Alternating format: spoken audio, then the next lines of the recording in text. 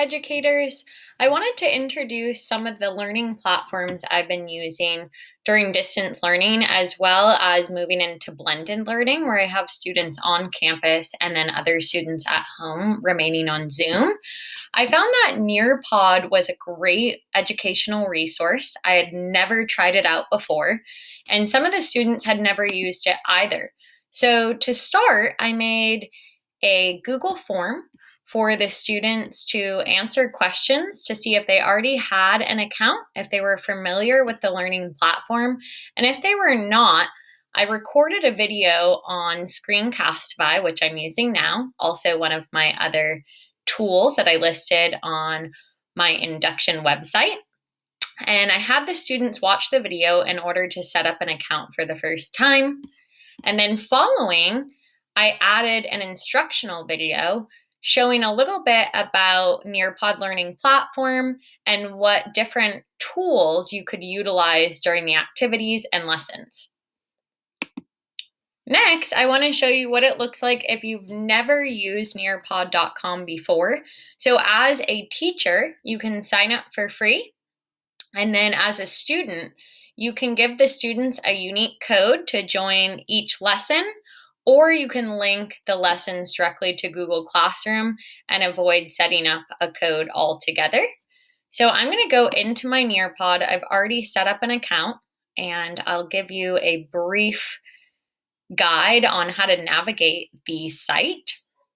So you can create lessons, or based on what your subject or curriculum is, you can search lessons that have already been created by going to Explore the Nearpod library. And they'll have some featured lessons. And then if you wanted to search, my subject is art, so I'm going to type in art. And there are a bunch of introductions to art. There's featured famous artists like Andy Warhol. There are different elements of art, for example, form or color, focusing on one element at a time, feminism in art. And then if you wanted to customize one of those lessons, you could save it to your library. So if I was interested in this lesson for grades K to 5, I would click on the Andy Warhol lesson.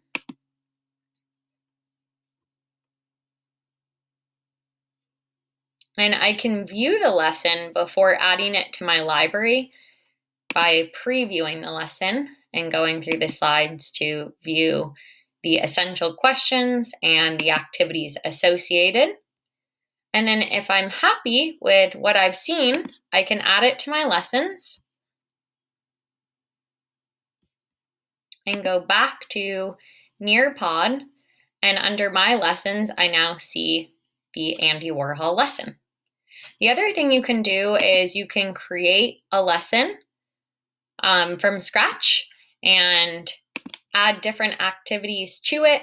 You can customize the slides. So if there's a subject that you're teaching or a specific sub-lesson within that particular area and you can't find content on it, you can add a slide, and you can also add different activities, and you can familiarize yourself with the different activities. I'll show you one that's really super fun, and that's 3D Nearpod. So for example, I was talking about forms, and we looked at different temples in 3 dimensions. And if I click done, it will add that to my activity.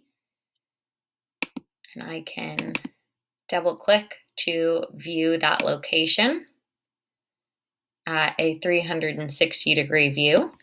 And I can also zoom in to see the textures and zoom out and look at it from different perspectives.